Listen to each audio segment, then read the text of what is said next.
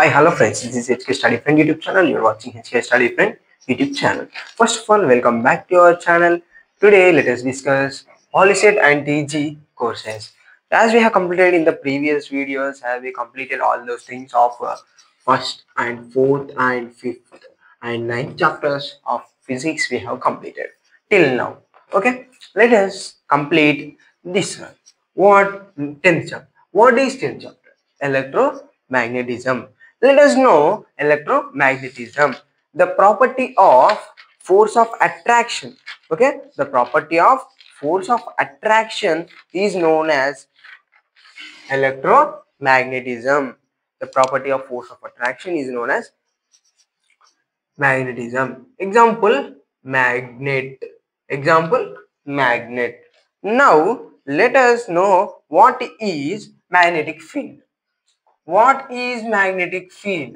Magnetic field is nothing but the space around the magnet, the space around the magnetic force is experienced. The space around the magnet. ఇది ఒక magnet అనుకో దీని చుట్టుపక్కల జరిగే magnetic force ఉన్నాయి కదా, అంటే దీని చుట్టుపక్కల వర్క్ అయితే కదా, ఈ వర్క్ అయితే కదా, ఇప్పుడు మ్యాగ్నెట్ ఉంది, ఈ మ్యాగ్నెట్ చుట్టుపక్కల మ్యాగ్నెటిక్ ఫోర్స్ అనేది ఉంటాయి కదా, అంటే ఇది ఒక మ్యాగ్నెటిక్ ఫోర్స్. ఈ మ్యాగ్నెటిక్ ఫోర్స్ ఏమవుతుందంటే అది ఎక్స్పీరియన్స్ అవుతుంది, దాన్నే మ్యాగ్నెటిక్ ఫీల్డ్ అని అంటాం. సరే, మరి మ్యాగ్నెటిక్ ఫీల్డ్ అయిపోయింది, మరి మ్యాగ్నెటిక్ ఫ్లక్స్ అంటే ఏంటిది?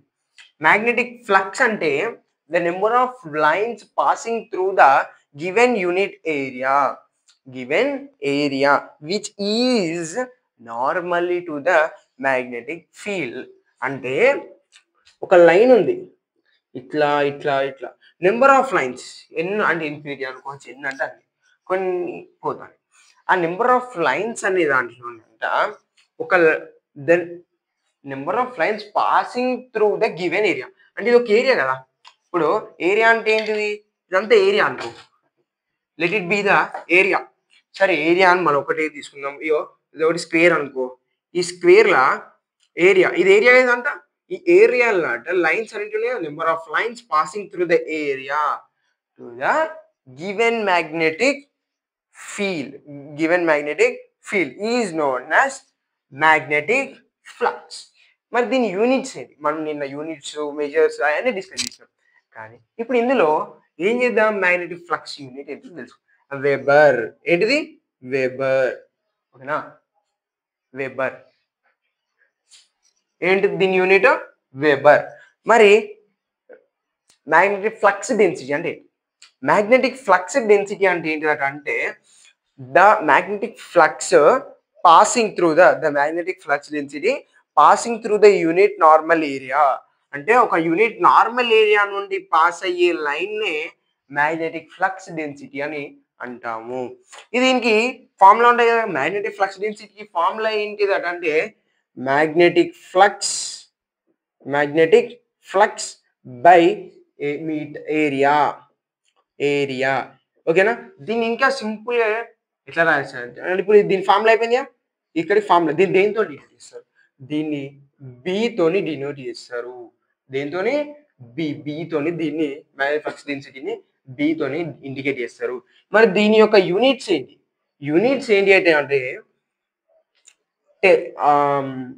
Weber per metre square. Weber per metre square.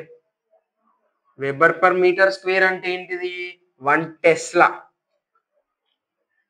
1 tesla is equal to weber per metre square. అదే దీని యొక్క మ్యాగ్నెటిక్ ఫ్లక్స్ డెన్సిటీ. సరే, ఇప్పుడు మనం ఏం డిస్కస్ చేద్దామంటే దీని ఫార్ములా ఏంటి? నల్ అనుకుంటాం కదా, నల్ అనొచ్చు, పై అనొచ్చు. మన 10th క్లాస్ పరంగా అయితే 10th క్లాస్ అయిపోయి మనం డిస్కస్ చేసుకునే అందులో మనకు సెట్స్ లో నల్ అని అంటారు కదా, నల్ లేదా పై అనుకోవచ్చు. ఫై ఇది ఎట్లా అంటే phi is equal to BA cos theta. ఇదే దీని యొక్క ఆన్సర్. ఇక్కడ మీకు స్క్రీన్ షాట్ తీసుకోవాలనుకుంటే స్క్రీన్ షాట్ అయితే మీరు తీసుకోవచ్చు. ఈ టాపిక్స్ అయితే ఒక నిమిషం. ఓకే, ఇది next right hand thumb rule. Right hand thumb rule అంటే ఏంటంటే ఇప్పుడు ఇది మన రైట్ హ్యాండ్.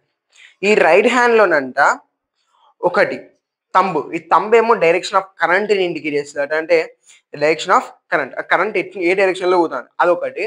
మరి కర్లెడ్ ఫింగర్, ఈ కర్లెడ్ ఫింగర్ ఉంది, ఈ కర్లెడ్ ఫింగర్ అట డైరెక్షన్ ఆఫ్ మ్యాగ్నెటిక్ ఫీల్డ్. ఇంకా నీకు చెప్పిన మ్యాగ్నెటిక్ ఫీల్డ్ అంటే ఏంటి, ఇదే మ్యాగ్నెటిక్ ఫీల్డ్. ఇగో ఈ మ్యాగ్నెటిక్ ఫీల్డ్, ఈ మ్యాగ్నెటిక్ ఫీల్డ్ ఉంది కదా, ఇదేమో మ్యాగ్నెటిక్ ఫీల్డ్.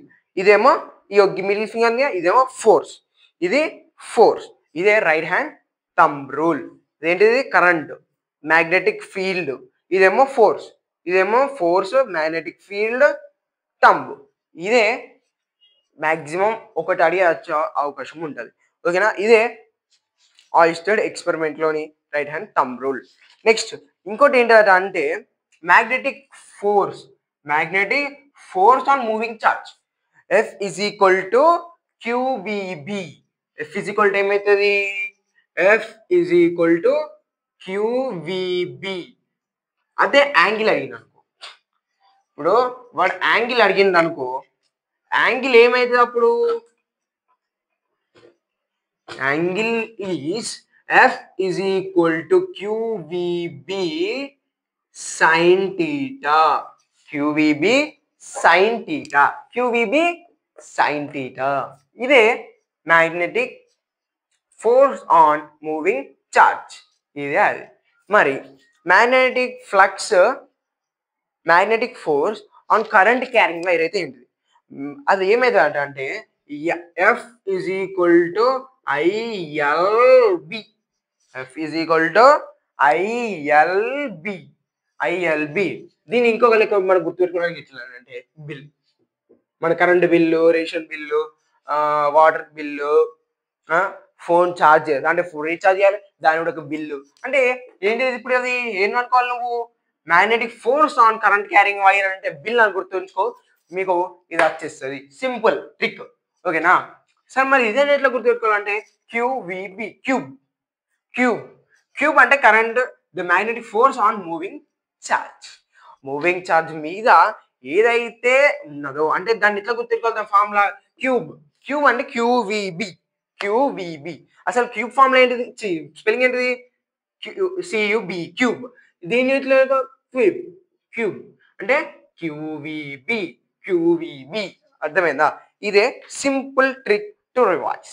మరి ఎలక్ట్రిక్ మోటార్, ఎలక్ట్రిక్ మోటార్ అంటే ఏంటి, ఎలక్ట్రిక్ మోటార్ అంటే ఏంటిదో మీకు తెలిస్తే కామెంట్ సెక్షన్లో అయితే కామెంట్ అయితే చేయండి. మీకు ఏమైనా డౌట్స్ ఉంటే మీ డౌట్ కూడా చేయండి. ఓకేనా, I will clarify it then and there. Next electric motor అంటే ఏంటంటే ఎలక్ట్రికల్ ఎనర్జీ ఉంది కదా, ఈ ఎలక్ట్రికల్ ఎనర్జీని మెకానికల్ ఎనర్జీలోకి మార్చేదే ఎలక్ట్రిక్ మోటార్. అదే ఎలక్ట్రిక్ మోటార్. ఓకేనా, ఇదే ఎలక్ట్రిక్ మోటార్. నెక్స్ట్ ఇది the principle of electric motor. When current carrying wire coil is kept in the external magnetic field is acting upon a torque and rotate the coil continuously. అంటే ఇది ఇట్లా పెడతావు, ఇట్లా note ఉంటుంది, ఇట్లా note ఉంటుంది, ఇట్లా నోట్ పెడతావు, ఇదే కాయిల్. ఓకేనా, ఇట్లా రఫ్ డయాగ్రామ్ అంటే మీకు టెక్స్ట్ బుక్లలో ఉంటుంది. ఓకేనా, అది చూసుకోవచ్చు, లేకుంటే అంత ఇంపార్టెంట్ ఏం కాదు, జస్ట్ ఇది గుర్తుపెట్టుకోండి. మరి దీంట్లో ఏం ఇంపార్టెంట్ అంటే కన్స్ట్రక్షన్, మెటీరియల్స్ ఉంటాయి కదా, అవి ఏంటి తెలుసుకుందాం. రెక్టాంగిల్ కాయిల్, ఇది ఒకటి రెక్టాంగిల్ కాయిల్ ఒకటి కావాలి. నెక్స్ట్ పర్మనెంట్ మ్యాగ్నెట్ కావాలి, పర్మనెంట్ మ్యాగ్నెట్. మరి ఇంకోటి హాఫ్ స్లిప్స్ కమ్యుటేటర్స్ అన్న హాఫ్ స్లిప్స్ అన్న ఒకటే. ఓకేనా, హాఫ్ స్లిప్స్ కమ్యుటేటర్.